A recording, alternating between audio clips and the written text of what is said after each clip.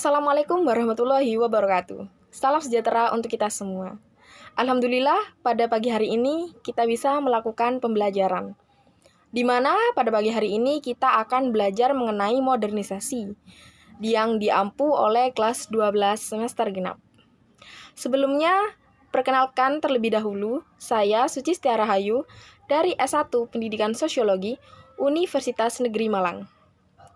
Sebelum melakukan pembelajaran, marilah kita berdoa terlebih dahulu menurut keyakinan masing-masing. Berdoa dimulai.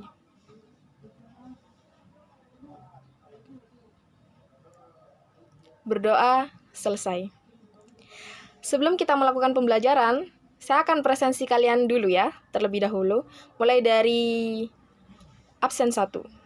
Vika, Dian, Abdul, Syahrul, Angelina, Ivan, Clarissa. Oke, karena pada pagi hari ini semuanya sudah hadir, perkenankan saya menyampaikan sebuah tujuan pembelajaran. Tujuan pembelajaran ini yang nantinya akan dicapai oleh kalian setelah melakukan pembelajaran mengenai modernisasi. Model pembelajaran yang digunakan pada pembelajaran ini yaitu social interaction model, di mana di sini nanti kalian dituntut untuk melakukan diskusi secara aktif. Sekalipun ini pembelajaran secara online, kalian wajib mengemukakan pendapat kalian masing-masing sesuai dengan pemikiran kalian. Di mana kalian bisa bertanya, mengasosiasikan, mengkomunikasikan, berdiskusi, hingga mengimplementasikan. Dari tujuan pembelajaran ini, yang pertama, kalian harus bisa memahami mengenai fenomena modernisasi dalam kehidupan sehari-hari itu seperti apa. Yang kedua, memahami dampak negatif dan dampak positif dari adanya modernisasi dalam kehidupan sehari-hari. Yang ketiga, nanti kalian akan menjelaskan mengenai pengertian dari modernisasi itu sendiri seperti apa. Dan kalian akan menjelaskan dan mengenal berbagai permasalahan sosial yang disebabkan oleh perubahan sosial terkait modernisasi. Selanjutnya, kalian dituntut untuk dapat menyimpulkan cara penyelesaiannya. Cara penyelesaian dari adanya modernisasi ini seperti apa sih? Terkait dari dampak positif dan negatif yang ditimbulkan sebelumnya. Pastikan ada cara penyelesaiannya. Sebelumnya di sini saya akan memberikan contoh deskripsi permasalahan mengenai modernisasi. Tolong disimak baik-baik ya. Nanti kalian bisa bertanya apabila kurang jelas. Sinta merupakan warga desa Taman Sari yang memiliki kehidupan sederhana bersama dengan keluarga kecilnya.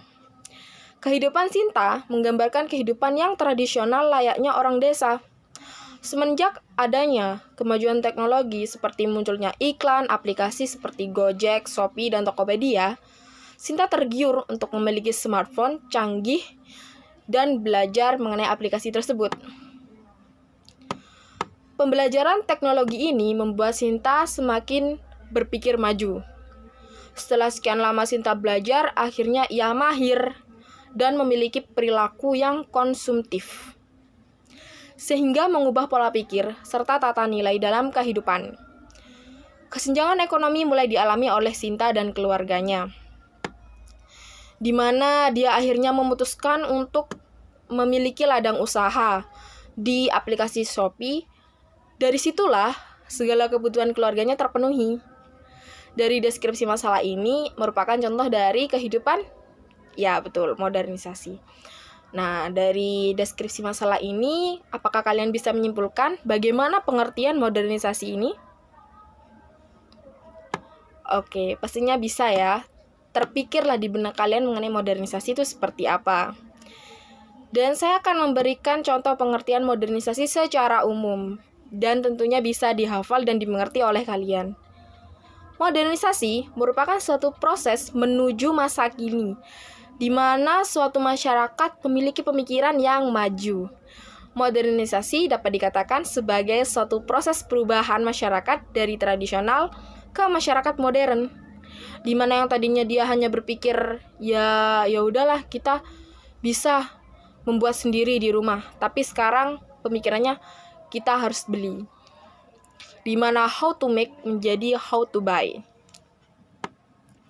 Nah, faktor dari penyebab modernisasi ini apakah kalian pernah mengetahuinya? Sebelumnya apakah pernah belajar mengenai faktor penyebab dari modernisasi?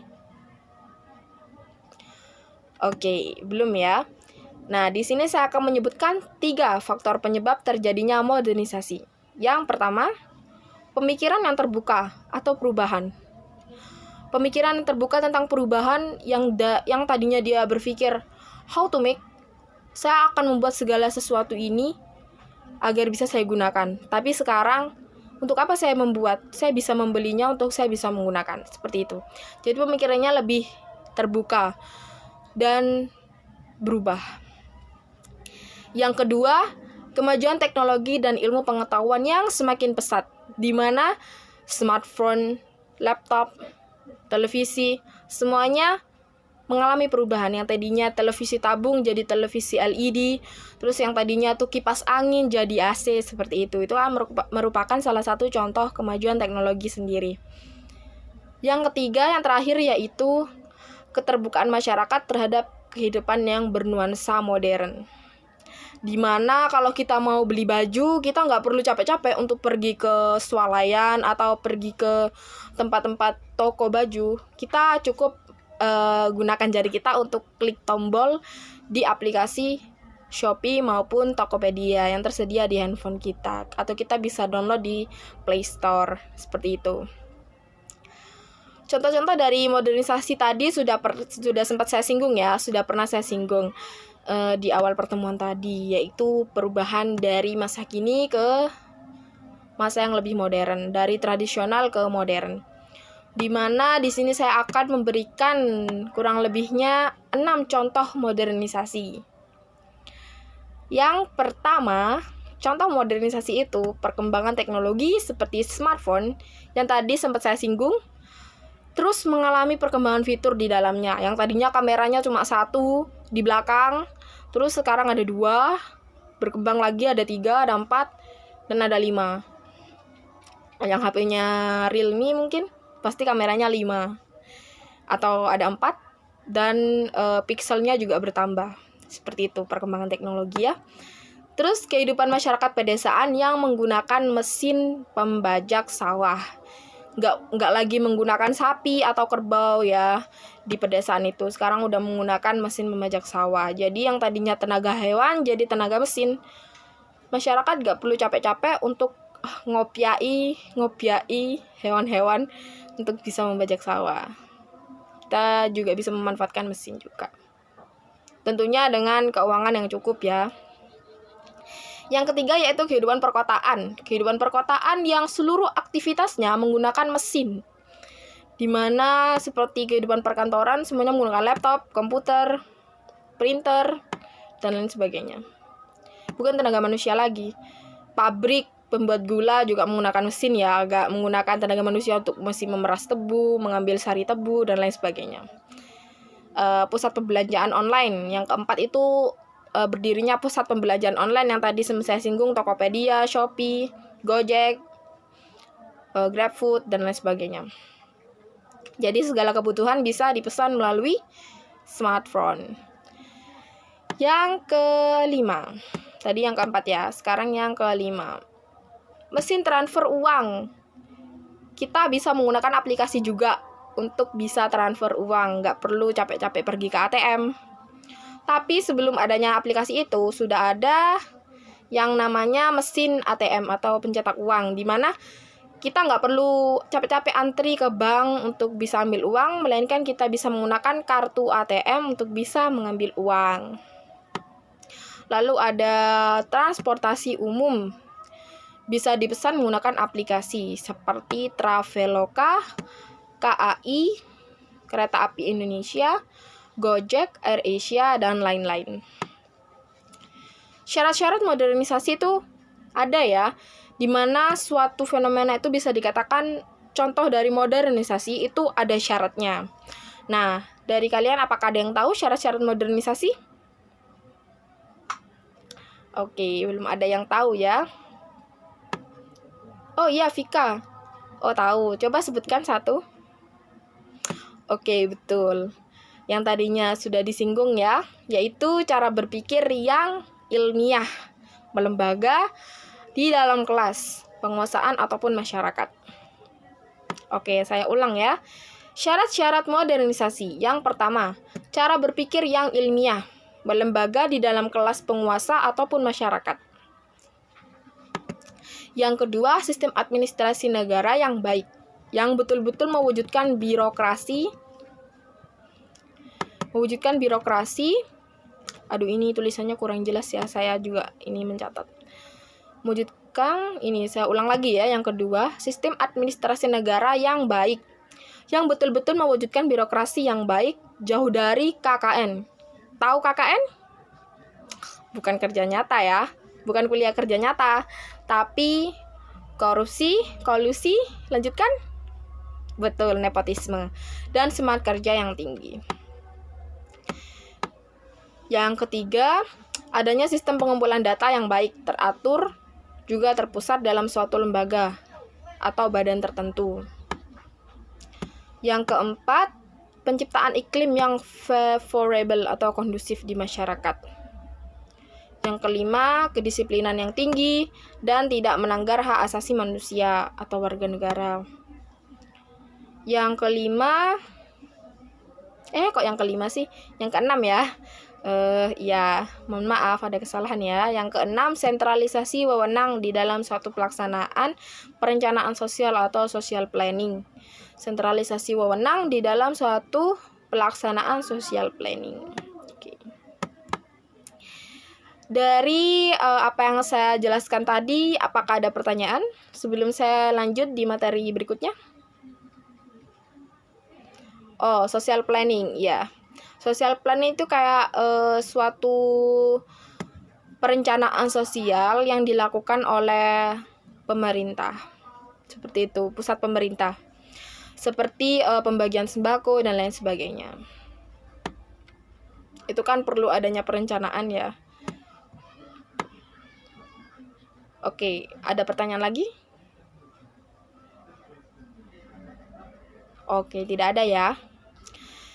Berikutnya saya akan lanjut ke materi dampak negatif dan dampak positif dari modernisasi, dan selanjutnya saya akan menyimpulkan dari pertemuan kali ini ya.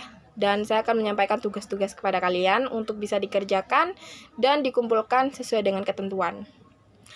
Oke, dampak negatif dari modernisasi itu sendiri, yang pertama, perilaku konsumtif. Yang kedua, kehidupan yang hedonisme. Ada yang tahu hedonisme? Nanti kalian cari ya, sebagai tugas minggu depan kita bahas. Yang ketiga, kehidupan terus bergantung pada teknologi, di mana kita tidak bisa lepas dari adanya teknologi. Kita selalu main smartphone setiap hari, kita selalu nonton TV, sampai kita lupa belajar. Itu yang dinamakan kehidupan yang terus bergantung pada teknologi. Yang keempat, meningkatkan hidup bermalas-malasan. Tentunya kita kan jarang gitu ya, olahraga dan lain sebagainya. Kita lebih memilih rebahan, memanfaatkan smartphone kita untuk scroll-scroll aplikasi yang membuat kita bahagia. Nah, itu merupakan suatu contoh hidup bermalas-malasan. Yang kelima, perubahan tata nilai dan sikap sosial masyarakat yang lebih individualistis, di mana kita lebih mementingkan diri sendiri dibandingkan orang lain. Itu merupakan suatu contoh individualistis. Ya udahlah, itu kan aku lebih suka yang ini daripada suka yang itu kan keputusanku. Nah, itu individualistis banget ya. Dia lebih suka menyendiri dibandingkan berkelompok atau berkerumun dengan teman-temannya. Terus yang keenam yaitu kesenjangan sosial, di mana di sini kita terdapat ketimpangan antara pemikiran satu dengan pemikiran lain atau perbedaan pendapat yang membuat kesenjangan sosial itu tercipta. Yang ketujuh, kesenjangan ekonomi akibat pola hidup konsumtif seperti kemiskinan. Itu merupakan salah satu contoh kesenjangan ekonomi. Yang delapan, pencemaran lingkungan akibat berdirinya pabrik-pabrik ya. Yang tadinya sungainya tuh bersih, jernih, dan gak ada sampah sama sekali. Akhirnya ada pabrik yang berdiri, semuanya tercemar. Yang kesembilan, yang terakhir, yaitu timbulnya kriminalisme. Oke, dari dampak negatif ini ada yang ditanyakan? Oke, nggak ada ya. Jadi saya lanjut ke dampak positif. Di sini saya mencantumkan 5 dampak positif dari adanya modernisasi. Yang pertama yaitu perubahan pola pikir dari tradisional menjadi modern. Udah jelas ya, tadi dari pengertiannya sendiri juga seperti itu. Yang kedua, perkembangan ilmu pengetahuan yang semakin merata di setiap daerah. Di mana tadinya smartphone itu hanya digunakan oleh orang-orang kota atau masyarakat kota, sekarang sudah digunakan oleh masyarakat desa atau masyarakat yang terpencil dari perkotaan. Yang ketiga, perkembangan ilmu pengetahuan yang semakin lama semakin membentuk pola kehidupan yang modern. Kehidupan yang modern ya, kehidupan yang lebih maju. Yang keempat, tingkat kehidupan yang lebih baik berkaitan dengan pengetahuan tentang teknologi.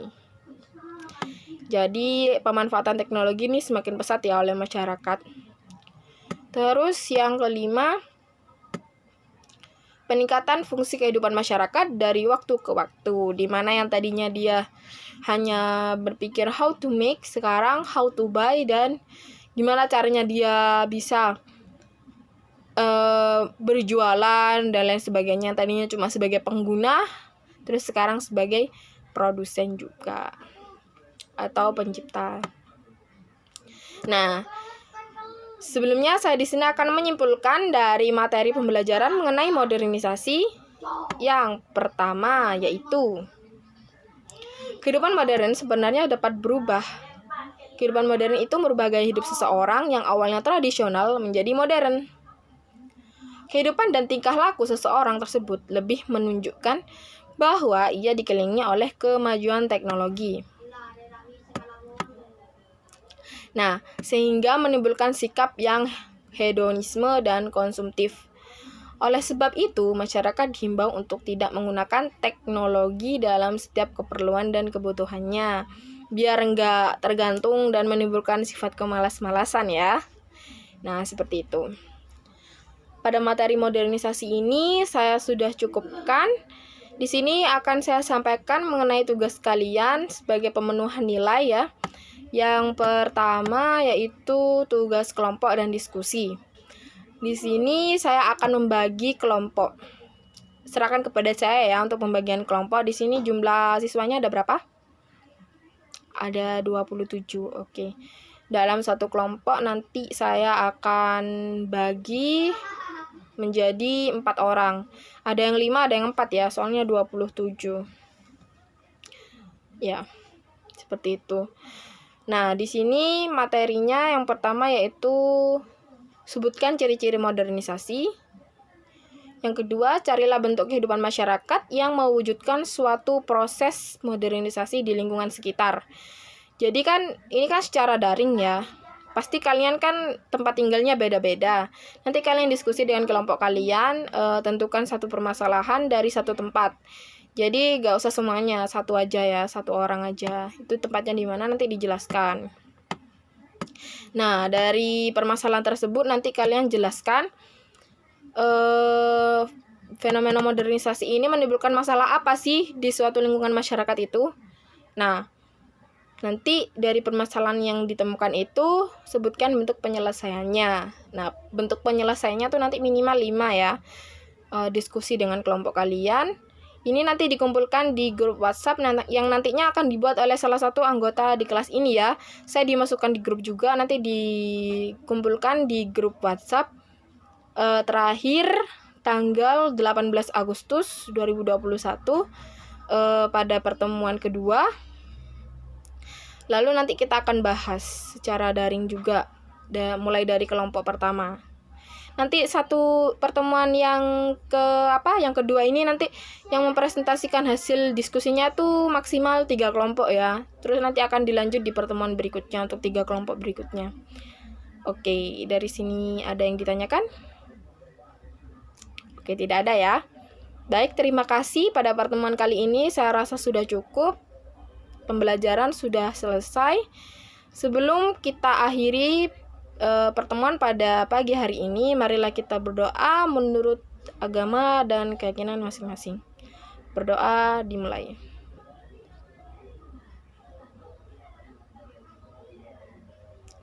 Berdoa selesai. Baik, terima kasih. Wassalamualaikum warahmatullahi wabarakatuh.